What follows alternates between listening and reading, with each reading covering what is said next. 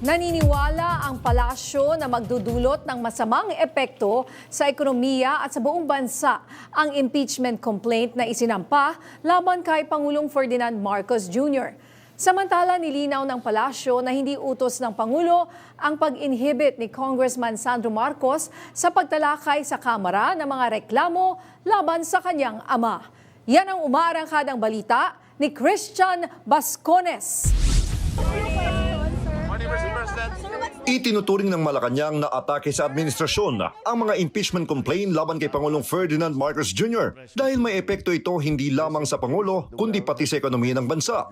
Ayon kay Palace Press Officer at PCO Undersecretary Claire Castro, bagamat nirerespeto ng palasyo ang proseso ng impeachment sa Kamara, hindi may kakailang negatibo ang maidudulot nito para sa bansa. Ginagalang po ng Pangulo kung ano man po ang mga activities, ginagawa at mga desisyon po ng House of Representatives. So hayaan po natin ang proseso na umandar na naaayon sa batas. Anumang pagsasampa ng impeachment complaint ay hindi lang ang Pangulo maapektuhan, kundi mismo ang bansa at ang ekonomiya. Kahit na hindi katanggap-tanggap para sa palasyo ang mga paratang laban sa Pangulo, hindi raw papatinag at titiyaking hindi makakahadlang ang anumang akusasyon sa trabaho ng presidente.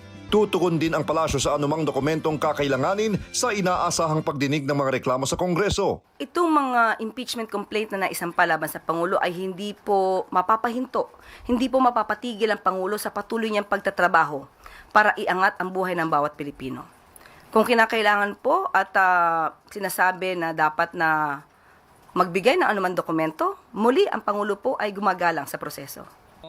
Samantala, pinuri ni Castro ang desisyon ni House Majority Leader at Ilocos Norte Representative Sandro Marcos na kusang umiwas sa mga talakayan tungkol sa impeachment ng kanyang ama.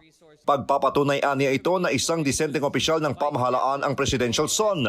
Itinanggi naman ng palasyo na utos ito ng Pangulo dahil natitiyak umano ng presidente na tumutupad lamang ang kanyang anak sa mandato nito. The act of Congressman Sandro Marcos inhibiting himself voluntarily from this issue, especially regarding the impeachment complaint filed against his own father.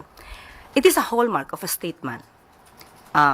It shows his character, it shows his decency, and we believe that it is the right thing to do. Hindi po nakikialam ang Pangulo sa mga anumang aksyon na gagawin ng kanyang anak dahil ang alam po niya, kailangan lamang pong tumpad ng kanyang anak sa mandato. Ang unang impeachment complaint ay isinampa noong January 19 ni Attorney Andre De Jesus, habang ang ikalawa naman ay inihain noong Enero 26 ng mga pinuno ng ilang progresibong grupo. Matapos ang pag-refer ng mga reklamo ay umiral na rin ang isang taong ban sa paghahain ng panibagong impeachment complaint laban sa Pangulo. Ako si Christian Bascones ng PRTV News, nagseserbisyo para sa Pilipino.